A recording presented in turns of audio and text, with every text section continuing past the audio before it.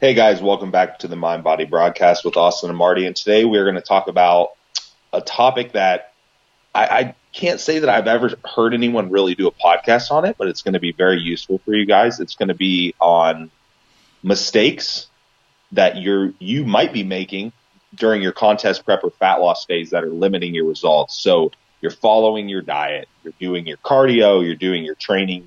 Maybe you're even working with a coach. You're following the plan to the T. So you think, why aren't you making progress? There are all kinds of little things you may not even realize that you're doing that are limiting your progress. And we're going to talk about those today, just through experience, trial and error. Marty and I have probably done these things ourselves by mistake over the years. So, oh yes, and there are a bunch of them, but there are definitely some common ones that I see. Do you want to start it off? yeah, you got it. I to add to that, I could ask every single question on my assessment check-in, which would take 30, 40, 50 minutes per client, and there would still be something that we'll be talking about here that you might miss, either because it's never crossed your mind or that you've never read up on it. And that's the whole point, is that the contest prep athlete, or the extreme fat loss athlete, or fat loss athlete, or even fat loss person, let's take out athlete there, you are not going to know it all. And there are going to be times where you go, and you're not necessarily going to know how that's being affected, why that's being affected. And then, of course, that's why I love that we're going to add in mostly the contest prep angle to this, because when you do start getting tired, like Austin is right now at about 2 weeks out, isn't that right? Like press boy, just right. Yeah. You will start to forget some of the things that you flat out know.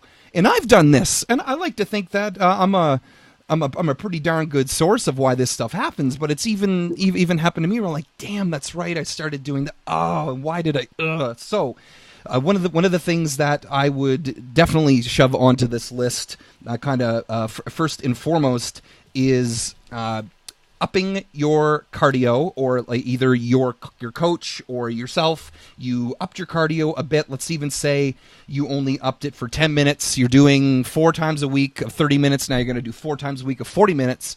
And now you have taken another 10 minutes out of your day to sit down on the couch. So in a sense, you are almost negating the change there. And outside of, let's say, either your coach or yourself in being aware of that, is that when you have a certain activity level and then you up that activity level, the entire point is to get that more caloric burn, of course, right? We're trying to set you from X calories to X plus 500 burning calories. So, but if you add that in via treadmill, via another weight session, so abs, something like that, but then you effectively do something negatively lazy, which we'll call this, the technical term is NEAT, non-exercise activity thermogenesis. In other words, that's what you do during your day that will have a caloric burn that most of us discount. The really quickly way to think about that is something like a carpenter versus someone that works at a bank. The carpenter would have a much greater NEAT than the office worker. So, but if you have your NEAT set, and then we up your activity, so not your NEAT, we up your cardio, and then you down your NEAT, you could almost have it be parallel perfect, we'll call it, that on your next assessment or your next singlet. Let's say if you were going completely off of weight, don't go completely off of weight, but I'm just saying, just for the example, is that if you upped your calorie burning by 500 and then you sat down or relaxed to take away 500 calories from your NEAT, that's gonna, you're go, well, what the heck just happened? Is that is one of the most popular and one of the biggest things that I see that can really limit your prep results or your fat loss.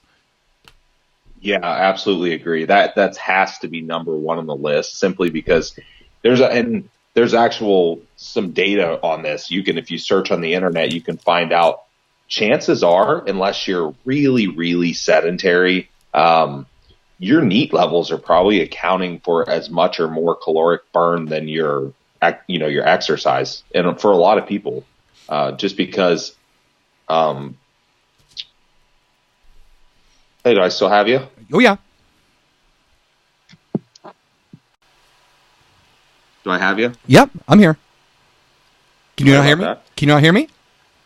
No, I hear you. It said connection lost, and then it popped right back on. Oh, no, I didn't lose you for the entire time here. Here, hold on. I'm going to make a note. 450 lost, and then we'll go 530 come back in. So, okay, yeah, so whenever you want to start back up, wake up, you go ahead. Yeah, so I definitely agree NEAT's going to be number one on this list, hands down. If you look at some of the actual data on NEAT levels, you'll find that a lot of people probably burn more calories through their NEAT levels than they burn through exercise a lot of the time. I mean, weight training in general is not really a great means to burn calories. Mm-mm. It does, obviously. And there's the EPOC effect, as they call it, the after effect. But it's not nearly as significant as a lot of people make it out to be. And then cardio, obviously you have HIIT cardio, you have steady state cardio. I mean, steady state cardio is really just a means to burn calories, but it takes a lot of time and it's not super efficient at burning calories. So yeah, I mean, NEAT levels are so extremely important. And there's some things that this gets a little bit tricky because you can do things like track your NEAT through a calorie tracking device, wearing your wrist or something like that. The only issues with that for some people is that, kind of the obsessive component of it. Yep. That could become an issue. For some people, it's not. Like I do have clients. I do have some clients that their cardio, we do it all through NEAT levels. They hit a certain NEAT level during the day. Maybe they walk around in town and they do their errands, and it works really well for them. Now, would I do that for everybody? No, absolutely not. Just because that component of I'm going to beat my NEAT type thing. You know what I mean? Like, yeah. It's going to become a game for them or a restriction thing or whatever. So I won't necessarily do it like that, but just being conscious of it.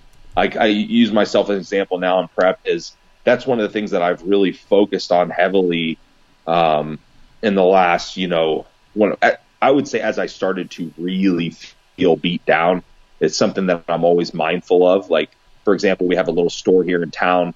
I live in a very small town, but we have a store that carries some essentials and stuff. I purposely don't make huge grocery trips because I'll walk over there pretty much once a day. You know what I mean? Right. Or or like grocery store, I'm making sure that I'm still moving around, doing my grocery shopping or, whatever it is. A lot of little things that I can do to increase my NEAT levels. And it's definitely important because inevitably, and even though you're doing more cardio, like Marty said, you're actually probably going to be you're going to become more efficient. Your body will become more efficient. So you'll burn less calories during cardio. You're probably maybe even losing a little bit of strength during training, not quite as much spunk as you had before. So you're probably burning less calories there. So yeah, NEAT levels, absolutely number one on the list. Hands down, you can't just out cardio zero NEAT levels because you are going to basically just end up at net gain of zero. Exactly. And So even going into that, and I want to make a really quick adjunct to this is just how much people overestimate not only the calories burnt per cardio and calories burnt per weight training session. The last time I saw the meta-analysis done on this, a meta-analysis means when all the studies are kind of taken together and they're kind of added up just to see of the validity of them. So like in terms of all the studies taken of how much calories burned during treadmill for an hour or during HIIT or during working out you're looking at about 200 to 300 calories burnt per weight training session. So think about that. That's really not that much. And everyone's, I train her to... No. You're not defying science. These are trained individuals. This is not grandma that's never worked out going in. She's only burning 150 because she's just starting out. Like, no. And then for cardio, even with proper high intensity interval training, even with we'll say some steady state afterwards, whatever, the maximum that you can burn in an hour is around that 500. Some people have seen 600 if they're going off the wall and pushing way past a threshold. But even so, it's usually that 300 to 500 calories. And you have to think, and so basically I'm trying to say here's, don't believe when you grab onto the stepper and it says you just burnt 1,000 calories. Please do not go off of those handles on the friggin' cardio machines. They are there to make you feel good. They are there to say, look what you did. You accomplished something monstrous. To burn 1,000 calories on cardio is just, especially if you've done it like now. If we, for some other reason, without killing them, took a 300-pound lady or a 400-pound untrained male and made them do high intensity intervals on a stepper without killing them, and then made them do 50 minutes of, let's say, I don't know, keep your heart rate at whatever, maybe we get up into a little bit higher because they are heavier and they're burning. However, so that's how much you're burning. And so if you were to take these numbers that I just said, we'll use that maximum of 500 and that minimum of 200, and you were to transfer that into your NEAT during the day, like what is it, Austin? I think it's something around so even RMR or BMR, like it's right around whatever you weigh times about 10, like for the general population, right? I think is that around correct? Yeah, thereabout. Yeah, so just for sake of this, it's going to vary, right? But like, for instance, myself at 210, so that's 2,100 calories that I burn a day doing nothing. That's not including my NEAT. So this 200 to 300 that I'm burning through cardio, so I'm looking at 2,300 to 2,400. That does not look like an extra chunk or a huge amount. Now, when all my food and everything else is turned on, sure, that will add up. But where I'm going with this is that if you neglect your NEAT, which can be, I don't know the exact numbers for that, but I know that they're whopping, because I remember doing, I think, up my carpenter who's during the summer works something like 10 to 12 hours a day. He was 150 pounds and his caloric output was 4,300 calories a day. And that's just his NEAT. So like that like, how can cardio touch that? This is just really quick, not going too hard into science, to teach people just how that you can't, like, I can afford that 10-minute nap, or they go on the treadmill and they do that 10-minute hit and they go, it just told me I burned 300 calories. That's awesome in 10 minutes. And then to piggyback too onto what you said about the NEAT levels being tracked, what I'll do, especially now because Fitbits are out there and I have quite a few clients with them, or even on the iPhone, is that on the health app on the iPhone, it can show you how many steps you went a day. And even that can be a really cool gauge to see, because then, like, let's say I've actually have a lady, hi Colette, who will do anywhere between 1,500 and 20,000 steps a day when she's calving, when she's basically rallying up cows and all day, and she's walking. And until we started tracking that, and I said, okay, you're not doing cardio anymore. That is going to blow way past what you need for cardio. So she said, oh, okay. And if anything, guess what happened? She started recovering more because she didn't have to go, oh my gosh, I have to do cardio on top of this. But then also your sedentary people could be anywhere between 3,000 and 5,000 steps.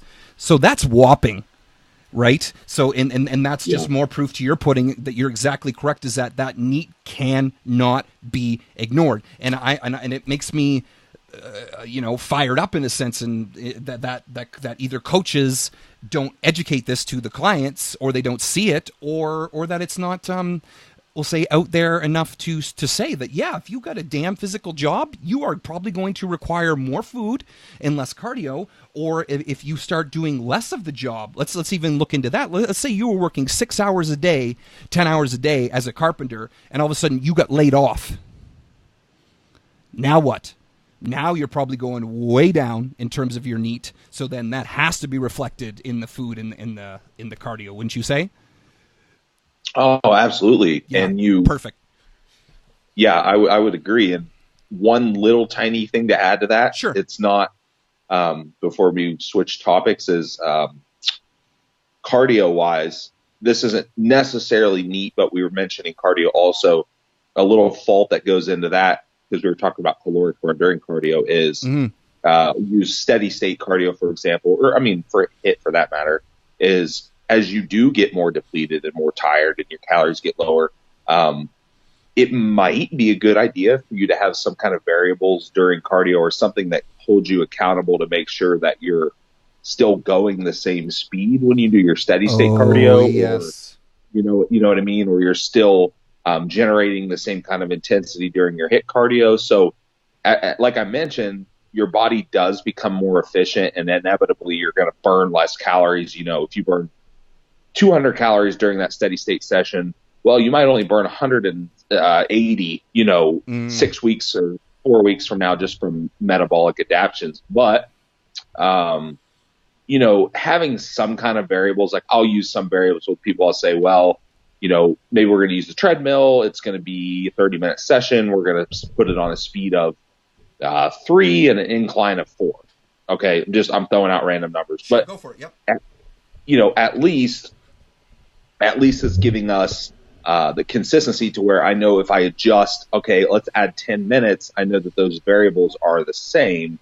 That way, I just, with a lot of people, it would be hard for me to just say, okay, let's do 30 minutes of walking on an incline. And I know people give that kind of instruction. It's like, well, what the hell does that mean? And what happens when I'm really tired? I'm going to walk half the speed. Yep. You know what I mean? By default, people are going to do that because it's just, they're not comfortable. So, variables during cardio, whether it's HIIT or steady state, be mindful of those as well. Sure. That's perfect. Yep. Okay. Then the next ones I've got on here that just really quickly I dished up a list when Austin had this awesome idea for a topic was naps and sleep.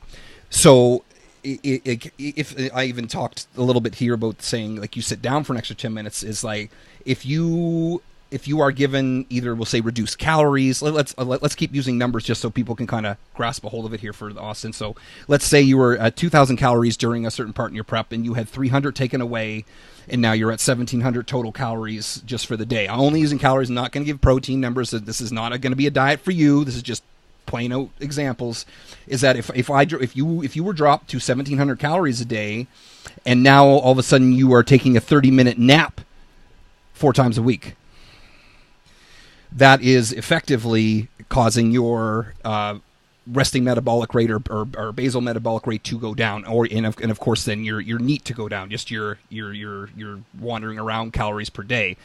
And because that was one that actually plagued me 10 years ago, is because I would go, okay, cool, and I'd eat the food, I would do the cardio, and then before you know it, I would need a nap instead, because I was just getting lower, because my body was trying to hit homeostasis, right? It was trying to go, okay, if he's now only doing the 1,700, I got to take that away from something, because the body's smart, okay? The body will fight you to the death to try to keep it from getting hungry, from getting tired, let alone from liberating fat. It wants to hold on to that fat like it is an apocalypse, because it is lighter in terms of body space. It is less metabolically expensive compared to muscle. It will try to hold on to that fat. So therefore, you are going to try, without you thinking, and that's why the whole thing is that you might not realize you're doing as part of the title of this, you might not realize that nap is now directly influencing your total amount of caloric output per day. And that's why on my assessments for my clients, it will say, are you napping? Has this changed? How long? How much? Because it's going to affect it a significant amount versus what you may or may not believe.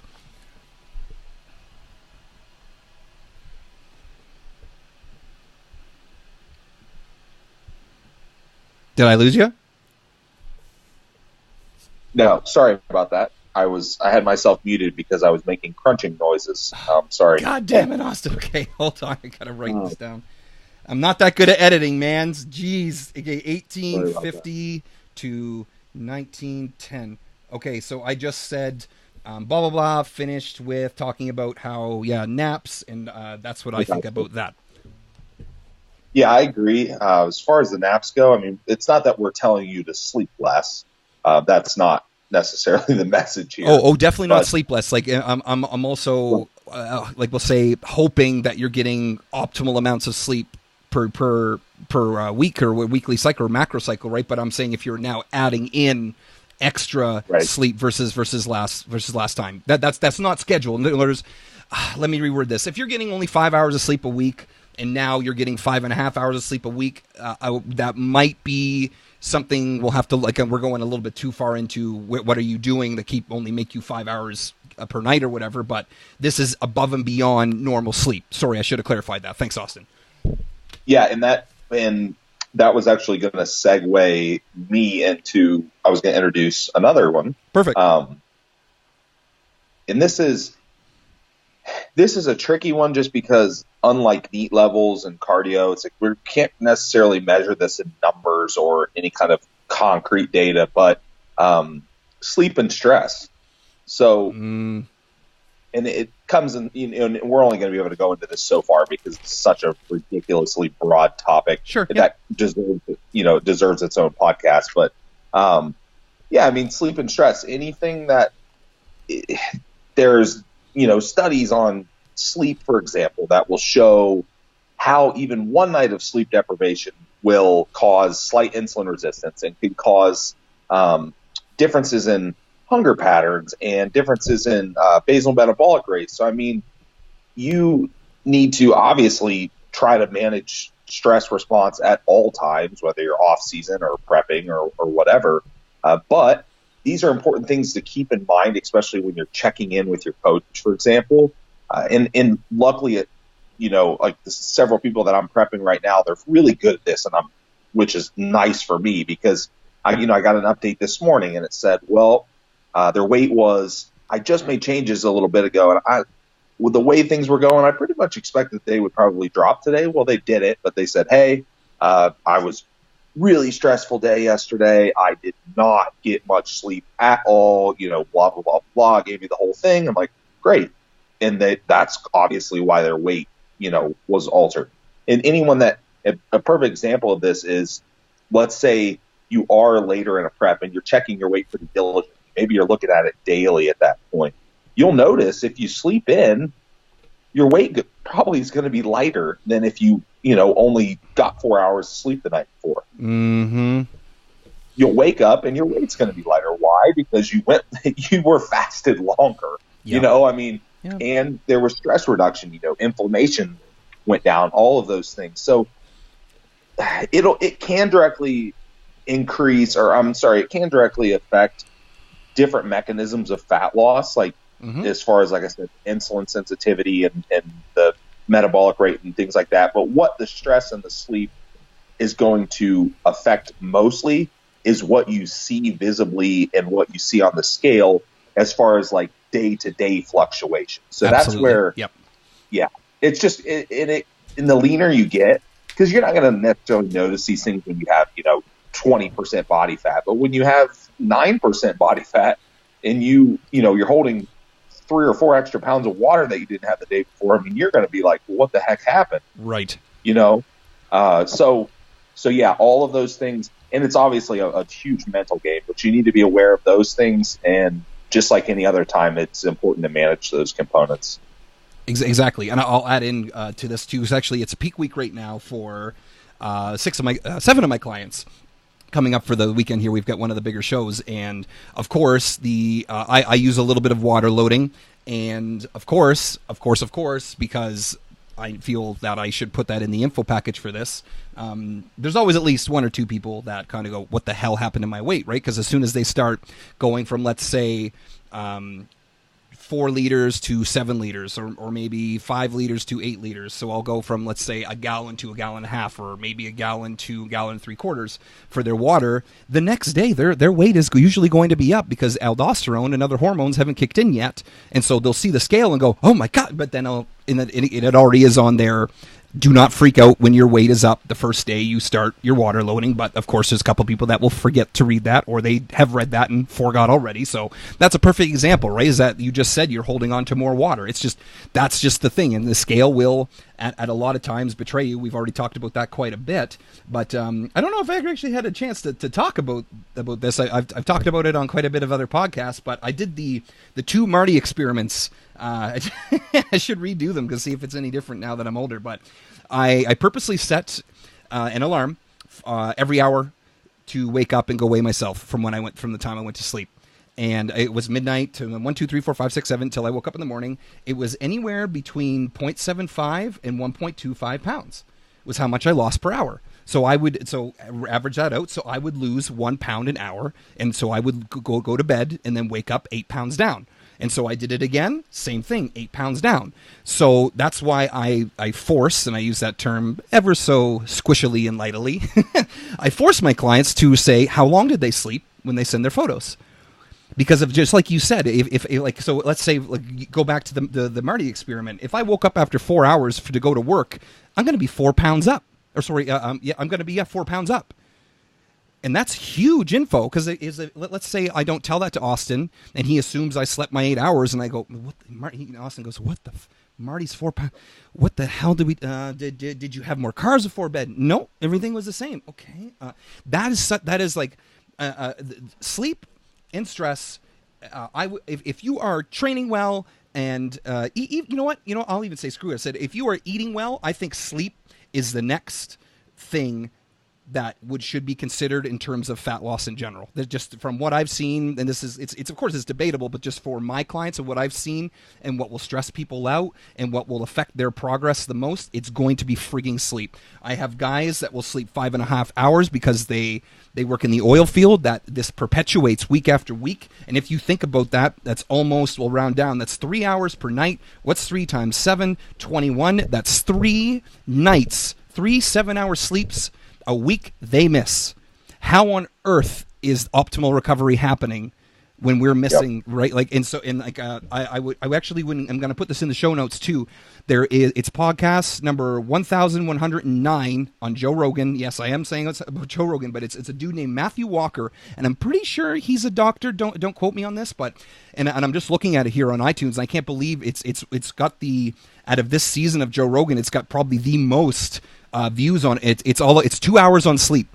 And I read about sleep, I want to say 7 years ago, dove into textbooks, looked up optimal sleep, looked up, can people really live off do the Navy SEALs thing where it's a 4-hour sleep? I looked up everything. And this guy had even more info to put out there. So if you want to spend, I would, because I've listened to it twice now, and I learned from it. So yeah, it's podcast 37 of this season, 1109 total. Matthew Walker. It is all about sleep, and it will shock you, because that's how important frigging sleep is, and to liberate fat loss. Because if your body goes into that stress, into that panic, and you're not getting enough sleep, your body will not liberate fat as optimally as it should be. Yeah, and it's a cumulative thing, Damn right. Yep. It happens, and inevitably too, late prep. It's one of those adaptive processes where your body starts, certain systems start faulting because you're really far away from your natural body fat set point. You're eating very little food, what have you. So yeah, I mean, most people that have had to push really hard in prep have probably gone through periods where their sleep pretty much sucked. Mm-hmm. Whether it was just length of sleep, or how frequently they're waking up. Like right now, that's kind of what biggest thing I noticed in the last couple of weeks is like, I'm waking up freaking like 8 times a night. It's sometimes more, and it sucks. I mean, there's not a lot I can do about it at the moment, but it's something that I'm always aware of when I'm looking at my weight in the morning and my feedback, okay, how was my sleep, and blah, blah, blah, blah. So yeah, I like the example that you use. I think you might have used this on another podcast about, what if you miss 3 hours of sleep a night? Or let's say even just 1 hour of sleep a night. It's still a full damn night per week, man. That's it. And it doesn't, because 1 hour a night doesn't seem significant to a lot of people, but if you do it for a week, like you said, that's a full night of sleep. And another thing too, just a small part of this is, I was actually thinking about making a post on this today. I might go ahead and do that, but, routines as far as sleep routine, nighttime routine. Absolutely. Go on for me. Yeah, go for it. Well, I can do that too. But what I was going to say is sleep and wake time routines, because our bodies operate really on a rhythm. Most people probably heard the term circadian rhythm. So we do have a rhythm when it comes to our hunger hormone ghrelin. That operates on a rhythm. It pulses in certain ways. Same with sleep. So you'll notice if like time zones. There you go. That's an easy example. Right. You change time zones. Well, your sleep sucks for 3 days or 4 days or a week or whatever, because you're used to waking up at whatever time and going to bed at whatever time. Mm-hmm. It's the same in prep. It's the same. The more stressed your body is, the more important that routine's going to be. I really encourage people to try to, best they can, go to bed and get up at the same times, as close as you can. And it's obviously not always ideal. It's like and that's a big reason people do shift work. That just sucks. It does. Not that they can always, and and they can't always help it. It's that they've got to pay their bills. They've got to do their job, but it is rough on your body. Yeah. So yeah, and you mentioned routine. So yeah, I mean, if you want to talk about nighttime routine, I wrote an entire article on sleep environment. Which I think the new term that they're coming out with, or it's been out for a bit, I like, is called sleep hygiene, and I really like that. Yeah, which I do like. Yeah, so talk, and that's a lot of little things. If anyone's interested, once we post this, you can just throw us a comment or something. I can absolutely put that link. Yeah, absolutely. Because I bet you it's really well thought together. Because most of your posts are definitely like that too. And it is like, we're not going to go too far off track here, but as much as you see out there that timing isn't as important for food as things, as long as you make up your water at the end of the day and everything like that, I have a term that I know it's not exclusive to me that I call robot mode, or the more that your body loves routine, and especially for prep. This is just kind of, let's say, my insight into things is that once you get, you can pick anywhere really. Some people at 16 weeks out, that's awesome that you can turn that switch on. But the sooner you can get into either a robot mode, we'll call it circadian rhythm, we'll call it sleep hygiene. The better off you'll be for your show date. The better off your mind frame will be. The better off that you'll be to look back and not say, if only I have. Or if only I should have, or any of that kind of fun stuff, because it affects it way more than you think. Like I've had one guy, and I'll say his name. I'll say, hi, Isaac, that he's been getting 4.5 to 6 hours of sleep maybe in the entire prep, and things didn't happen as fast as we wanted them to. And I would just each week it was mostly because of his job. And I would say, man, like, I wish I had a better answer for you if he did ever have questions about, like, are things going as fast as they could, or am I losing fat, and blah, blah, blah. And I would say, I can't say yes because of the sleep, man. Like, I can't imagine if you were to, like, they now have 4.5. I'm like, man, that is over 3 hours. That's over the three nights a week, right? So dude looks good, sure, because we've had to do some fun stuff with him, but where I'm going with that is also, don't get into your head anything along the lines of the statement. This is almost borderline true for all competitors and for all people trying to lose fat, is ditch the statement, that is normal for me. Because they'll say, I usually only get 6 hours of sleep at night. That's normal for me. Yeah, but that's not optimal for you. And that's not optimal for a fat loss phase, or not optimal for a contest prep. And you can say to me all you'd like, and I will listen, and I will definitely take it into consideration when they say, well, I can't do more than 6 hours of sleep. Okay, that's cool. Then this is going to be our optimal, our non-ideal that we're going to have to deal with, right? It's the same, you hear it with bowel movements. I only have one bowel movement a day. That's normal for me. Or I've only been able to sleep 4 hours and then wake up and have to do something and then go back to bed. That's normal for me. But that's also saying exactly what Austin just said, is that is your routine. And to break that routine, holy crap, even if it's not necessarily, we'll say, an unhealthy routine, as in, we'll say 6 hours is not as good as 7.5, 8.5, your body will get stuck into a routine, whether it's a good routine or it's bad. Yeah, it does. And it can be hard to break too, especially when you're talking about sleep and eating patterns and things of that nature.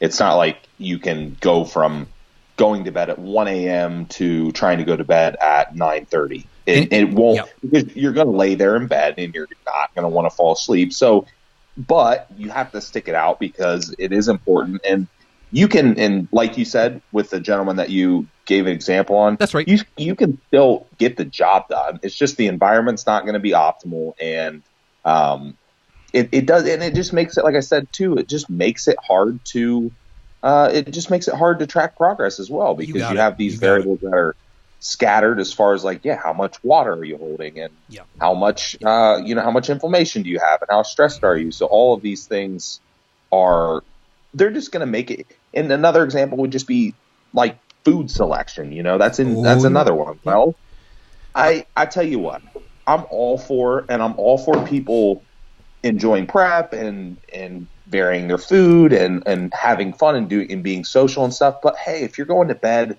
at, all different hours of the day and you're eating 50 different foods a day, it's like, you're probably still going to lose fat, but I'm going to have no freaking clue what you look like on a, on a normal update basis, and what your weight is actually telling me.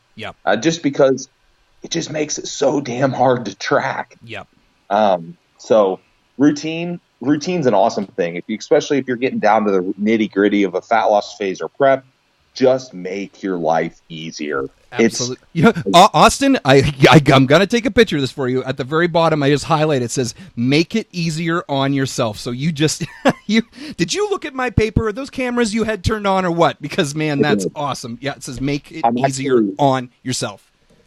I can see in your webcam right now. Oh, man, I knew it. Oh, you can see how I didn't shit. Okay, anyways, But one final thing about sleep there is I actually hired a dude.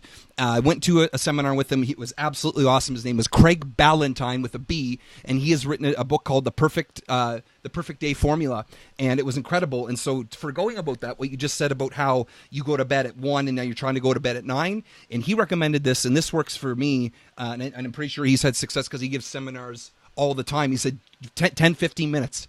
That's it. If you go to bed at 1, go to bed at 12:50 or 12:45. Then the next night, 12:40 or 12:30, and just work back from there. He goes, just like a diet. If you try to implement, if you've been eating like crap for years and you try to implement all this new clean food, you are probably going to fail at it. But can you do something small? Yes. And he said you just implement that until you finally work back to your quote-unquote ideal time, or when you would want to get up at. So that's something very actionable for you people to do out there, because it worked for me.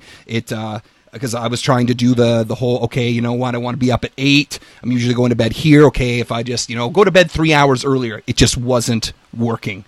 And so that's something to do, because you can laugh at that and say, oh, it's only 10 minutes. Yeah, so you can do that. But that adds up over the days and the weeks. Okay, cool. Do you got another one there? Let's see. I'm trying to think. Oh, yeah. Yep, I have one. It's another one that we talked about. Sure. Beforehand.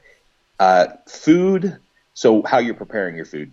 Perfect. Not necessarily like, are you microwaving it? Or are you cooking it in the oven? That's not what I mean.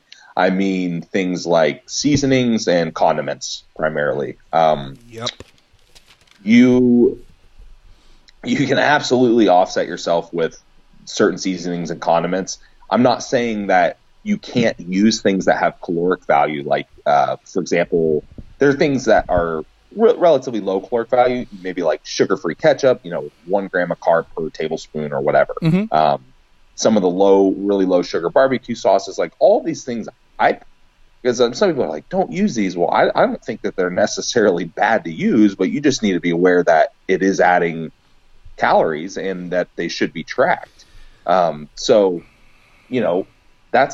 see people do it all the time. You have less food, your food doesn't taste as good. Maybe there's a lot less fat in your diet, so that olive oil that you were getting to put on your chicken and vegetables is now gone, and your chicken and vegetables is dry and plain. So you are putting 5 tablespoons of sugar-free ketchup on there, 5 grams of carbs. You're doing this 5 times a day. I'm exaggerating probably, but sure, go maybe for it. Not. Yeah, who cares? Maybe yeah, not right. Actually. So yeah, it adds up. I mean, you could see how it absolutely adds up. Another one would be something like sweeteners. The thing with and this kills me with sweeteners, is that there are so many, like there's liquid options and calorie-free options.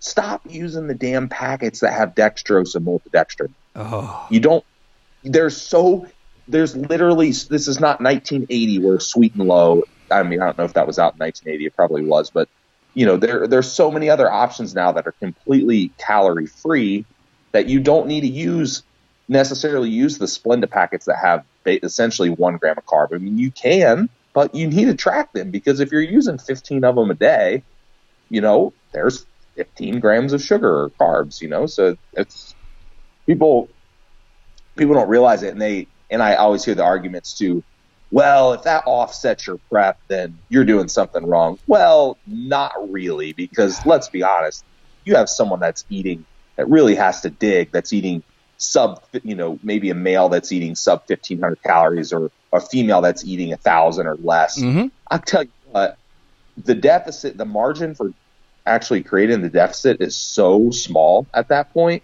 that I can't have somebody eating 20 grams of carbs from condiments every day. I mean, that's ridiculous. That's 80 calories times whatever days in a week. I mean, we're way out of range now. So, yeah, I'm sure you have more to add to this. There's another, and I can add to it as well, but I'll jump in here. Sure thing. Yep. And so a lot of, and there was quite the big of a controversy that was going on, especially with things like Walden's Farms syrups, if you're familiar with those that are Da Vinci syrups, anything like that, is that yes, they do say 0 calories, and yes, they do say that there's 0 fat, 0 whatever. However, there are quite a few of these getting caught. And what I mean by that, as in they have something so minute in them that they legally have a loophole that they don't have to say that they have anything in them. And Splenda, I think, was the first one on a global scale that was, we'll say, caught. And now if you do look at the back of Splenda, it's been like this for years, it will say 0.4 carb per either teaspoon or whatever, tablespoon or whatever it is, so 0.4. So there is stuff in a lot of these things, it's just, you can't ignore it. So if you are making, I know quite a few of my guys, including myself back in the day, would have oatmeal and would just throw on 1 to 2 tablespoons of Splenda into their oatmeal. And I love that you mentioned the people that say blah blah, you're ruining your prepper, or sorry, you're not ruining your prepper if you're blah, blah, anything like that.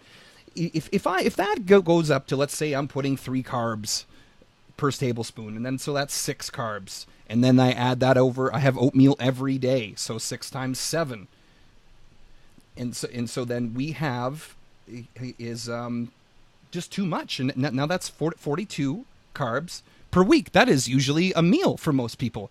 And I've heard 2 camps, which is, if you're going to use the condiments, and then so that use them all the same, so that when we take things away, it will always be the same. That's okay for more of a general fat loss thing.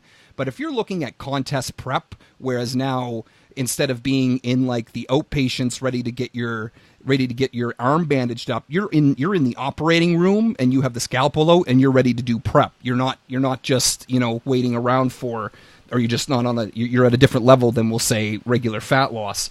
And so to add to some of those too, there is quite an approved list of things, such as like sugar-free ketchup, the 1 carb, yeah, sure. The low carb barbecue sauce, like we have one called Guy's barbecue sauce here in Canada that's really great. I think it's 1 carb. Mustard's got nothing in it other than salt, which is go banana, like outside of if you got a really controlled salt intake for whatever reason. Then salsa, yeah, for sure, but just once again, be very mindful of the salsa. But then we'll go down the path of destruction, as I'll say something like gum. Oh man, do I have got some gum stories that I always have to talk about whenever this comes up. So most gums of today are about 1 to 2 carbs per piece, and you've got about 12 pieces per pack. So you've either got 12 carbs or 24 carbs. So, and yes, I know people that will have so much gum in their mouth it'll look like a chipmunk. And because of you get that shot of that flavor, right? Because now that's why they are 1 to 2 grams of carbs, because they've got these like jelly-filled donut-looking gum pieces. So now 24 carbs extra per day. 24 times 7 is whatever, 130 something or 140 something extra carbs per week. That's most. That is a very typical day of carbs for some bodybuilders, some figure competitors, and usually almost like more than some other bikini girl and things like that. So 130. Actually, and it was coming from gum, and you didn't even frigging know. So I'm going to go into one more story here, Austin. It's pretty famous for me locally in terms of fat loss. I had a nurse, Angèle Brisebois is her name. I wonder if she's still out there, because I trained her about 6 or 7 years ago. Sorry, about 8 or 9 years ago. And I'll go quickly on this one. So we gave her a plan. She was about 40 years old at the time, probably weighing around 200 pounds, taller girl, looking for fat loss. And so I was like, okay, you know what? Boom, let's go with 1,600 calorie meal plan. Okay, cool.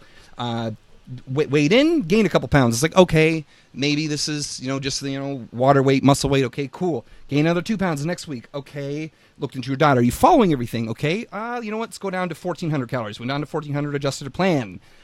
Gain another pound. Okay, what's going on? Are you eating anything else? Says, I've been doing perfect. I see her do her cardio. Her workouts are getting better. She's getting stronger. Okay, next week, gain 2 pounds. I said, okay, that's it. Screw it. We're going to 1,300 calories. Drop down. Sorry, not 1,300. I went down to 1,200. So now she's 400 underneath the original. Kept gaining weight. Finally, I see her walk in with up here. There's a Canadian coffee company called Tim Hortons. It'd be the same as Dunkin' Donuts, Robin's Donuts, Starbucks. And so I said, what's that? And she goes, oh, champagne, double latte something. And I went, okay. So went on to Tim Hortons' website, looked it up, 320 calories per. She was having 3 a day. So that was 960 calories. So the original 1,600 was now at 1560. So at 2,560, and then my drop to 1,400 put her at 2,360. Then my drop put her at 2,160. So she was still blowing way over her limit because of coffees. So that's quite a fatal mistake. But in this is the perfect, like, not only was I uneducated at the time to tell her any of this stuff, right? But like, it's those, especially those hyper mocha, whatever, latte, firm, skinny, double, whatever. Those are pure destruction. And I'm not saying that prep people are any smarter, because sometimes they'll just think, oh, it's my regular coffee, my regular double or whatever, and it might not necessarily be 320 calories per, but it could be something like 160 calories per, 120 calories per. And I know office people that have one coffee is like, what do you call it? Sacrilegious. Like, if you're part of the office, you got to have 5, 6, 7 of these a day, right? So, yeah, watch it with your damn additives in your damn coffee. That's pretty much gonna. I can't say that I've actually had anything quite that bad. It was wild, Austin, because nurse shift work had been having that exact coffee 3 times a day for probably, I think she said something like 5, 6 years, and the actual looked me in the face. I had, like, it's part of the routine. It's like picking the kids up from work, right? Like, just like to think that that's got calories in it, just didn't cross her mind, and that's my fault. My fault. I should have said, hey, what's in your coffees type of thing, right? But I was young starting out doing this. But even so, that's not an excuse. Yeah. I should have known that. But even if I did tell her, she was so ingrained into her routine, because what did we just talk about routines, that, holy crap, 320 times 3 every day. Wow. Yeah, wow. That is, yeah, don't do that, folks. Yeah, that's Austin's add-in. Don't do that. Yeah. Yeah, there's not much to say other than that, but there's one small thing I'll add. Not necessarily additives, but it's just in terms of tracking, making sure that all calories going into your mouth are being accounted for. Is sure.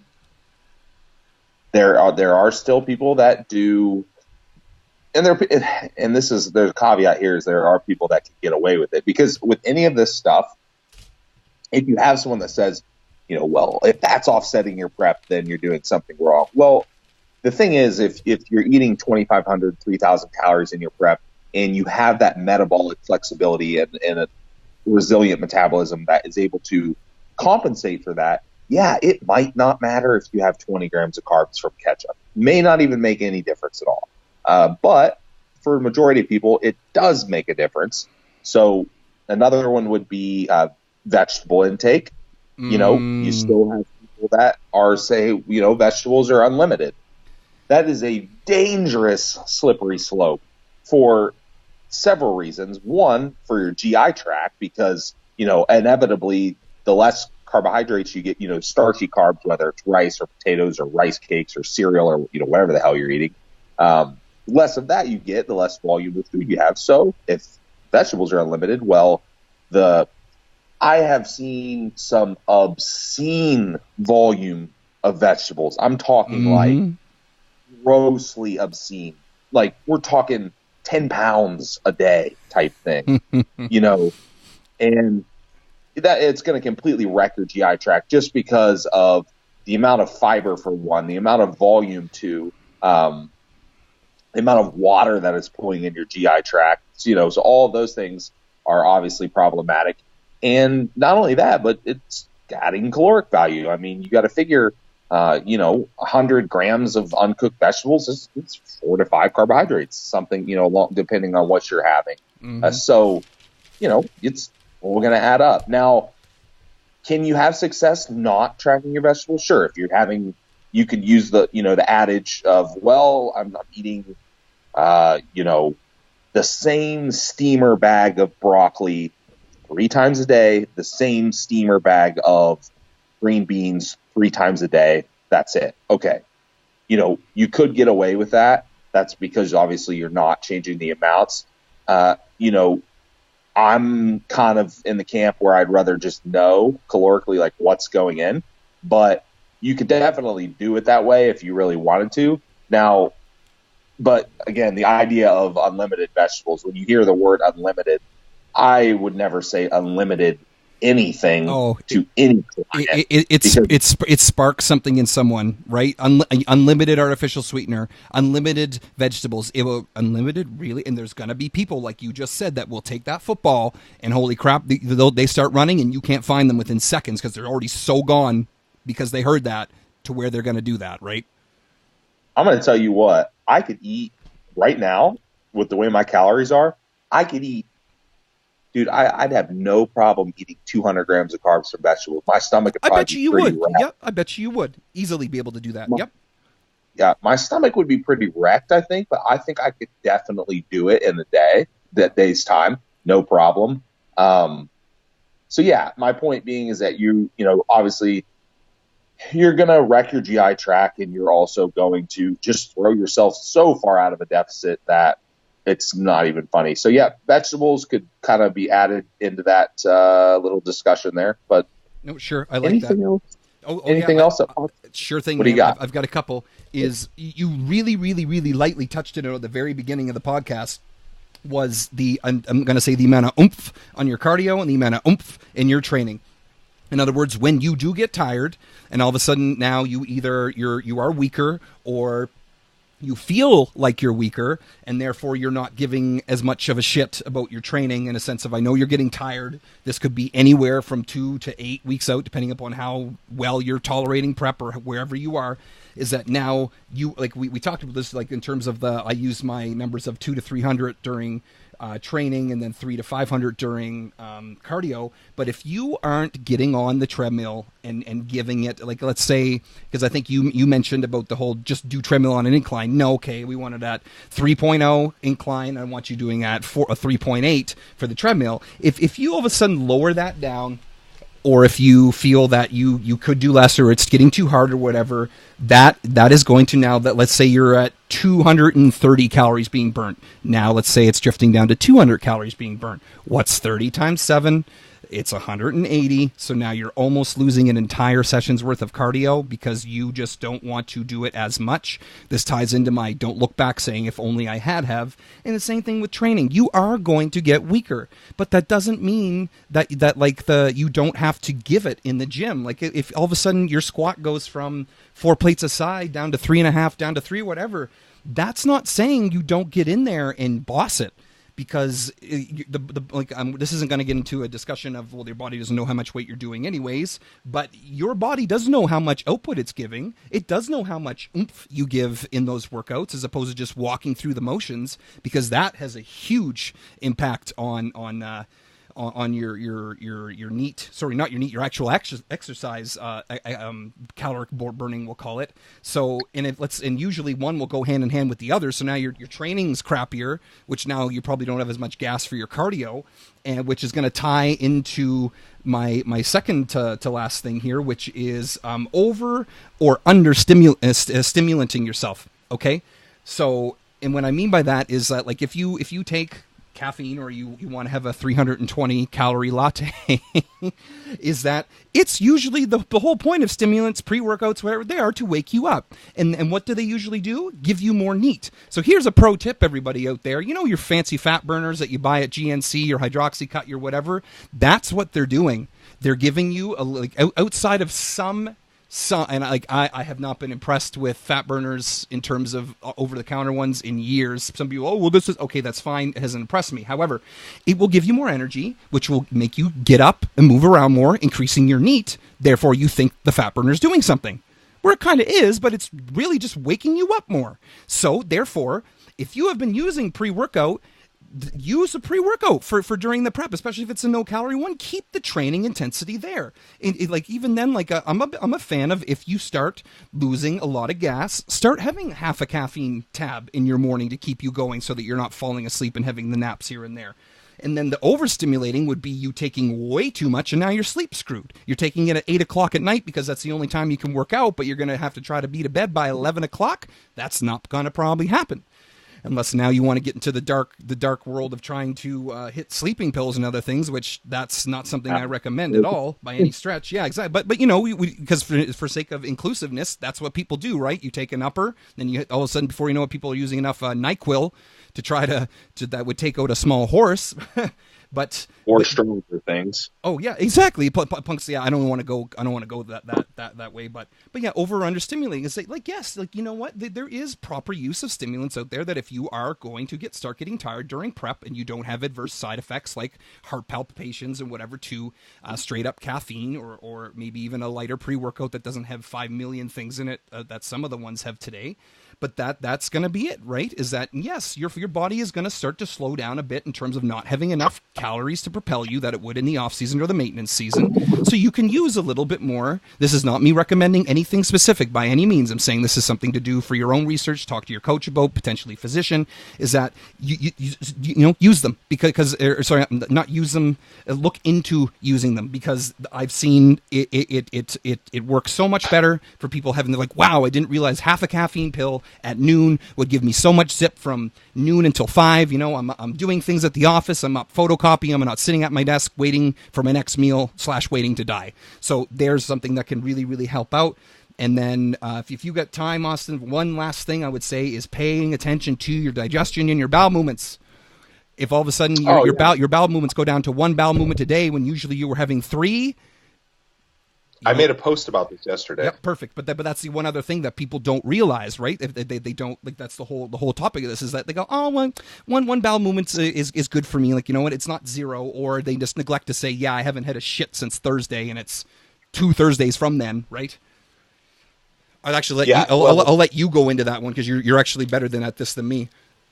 Well, I mean, like I said, I made a post about it yesterday, not perfect. Directly on that subject, but I just posted a couple products that I was using that were help regulating that issue. Yeah, because that's a big issue. I mean, for obvious reasons, your calories get lower, so there's less volume of food going through.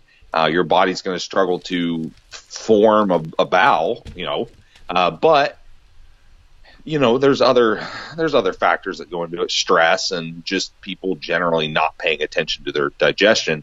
It's one of the things that I've noticed in this prep is, in this seems like I don't know that I've been able to achieve it quite this well in other preps. I'm still having like three bowels most days at under 1,500 calories a day, and I'm 200 pounds, in contest shape. You know what? I'm going to interrupt you there. You know what I would do if I were you? Maybe list your foods that you've been having versus previous ones. Maybe list if you're taking like sauerkraut, or if you're using anything to help digestively, because that's huge, man. Like, that's wicked. That's wicked news, right? That means your GI is doing a hell of a lot better than most, right? It's called And I said that's exciting shit, and pun intended. Oh, you know, baby, give me that humor, Austin. Yeah, give me that. yeah, I mean, I'm really diligent about my digestion, Sure, but I just absolutely. Just in general all the time. But I noticed yesterday, I was thinking, I'm like, man, I'm still going to the bathroom. Well, granted, you pee all day long, but Sure. that's normal. But I'm like, I'm still going to the bathroom 3 times a day, and it's darn near after every meal. Like we've talked And about that's this perfect. in the past. Yeah, exactly. Like the clockwork. You got it.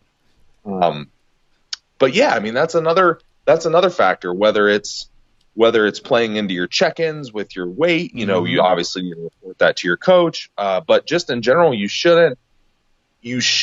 might see some reduction, and I'm not going to freak out if someone's bowels go down some, but if we're dealing with constipation on a regular basis, yeah, that's an issue.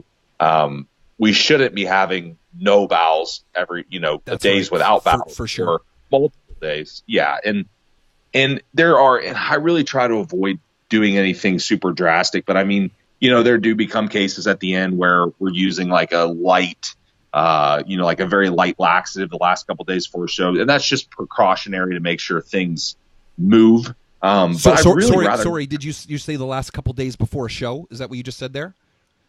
Yeah. Like a couple little products here that we use, like just a couple herbal products. Sorry, Austin, the only thing I was making sure you didn't say last couple weeks. You just said last couple days before a show, right? Oh, no. Yeah. And that's just to make sure, your stomach's empty and stuff when you go, when we're going on stage. But yeah, in general, I mean, you should be able to maintain frequency of bowel movements while your food goes down. You really should be, if your digestion's good. And as far as like, think of food selection and stuff as well. So, I mean, I talked about the vegetable thing.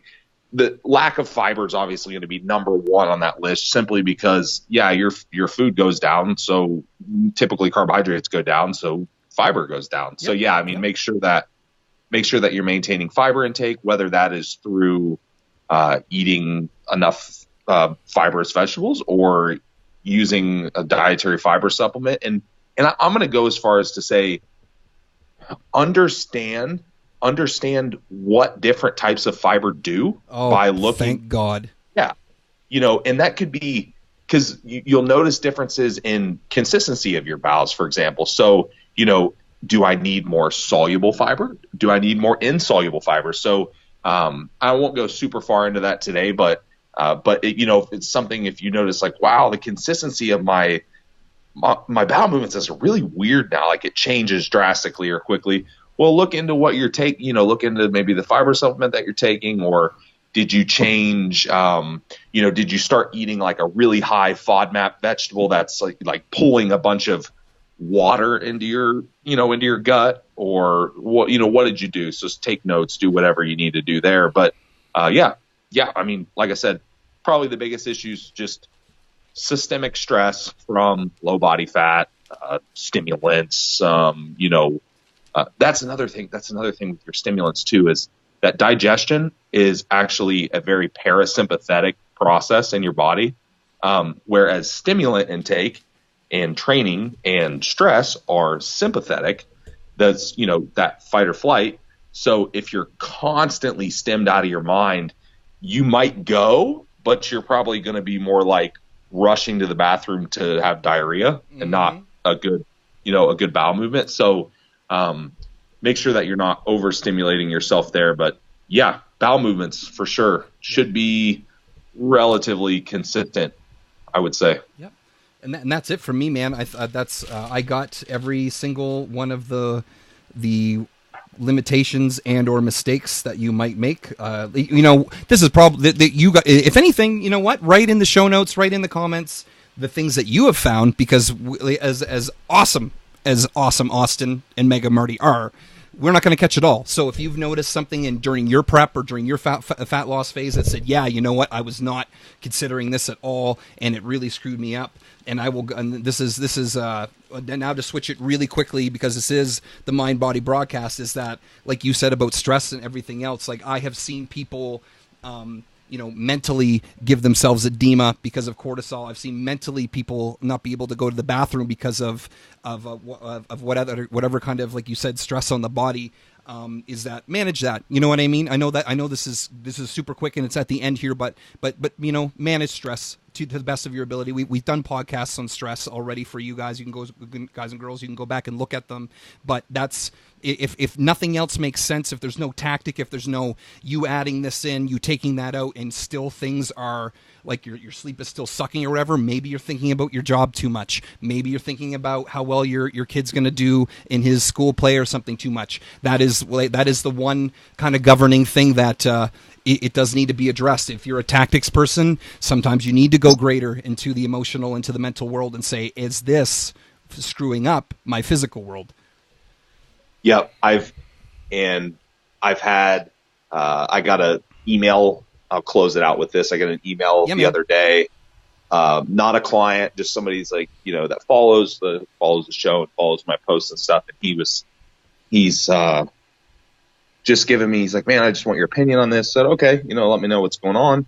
Talked about how he's feeling very overtrained and, all these things are going on and his bowels have changed, like basically all this stuff that we talked about. Right. And he has data, numbers. I'm talking like his data. Oh yeah. One of those Excel spreadsheet guys, eh? Yeah. He's got everything tracking. I'm reading through this. I got about halfway through and then I started reading just about what was going on in his life. I stopped reading all the data. Bam. There it was. Yeah. There it was. And I told him, I said, essentially 90% of that feedback you gave me is completely perfect. You know why? Because you didn't change any variables. I said, what is the variable that changed? Right. And if you look at it, it was obviously massive amounts of stress because of personal life stuff. Change. Yep. Life changes. Yeah. So we went over that, but yep, that's it, cool. Man. I love that you had that, man. That's it's like one of those things. The universe will send that to you right before we do the podcast. Yep. That's it. That is what we'll close it out with, folks. Perfect. Well, then, from Austin and me, Marty, at the Mind Body Broadcast, thanks for listening, and we'll see you next time.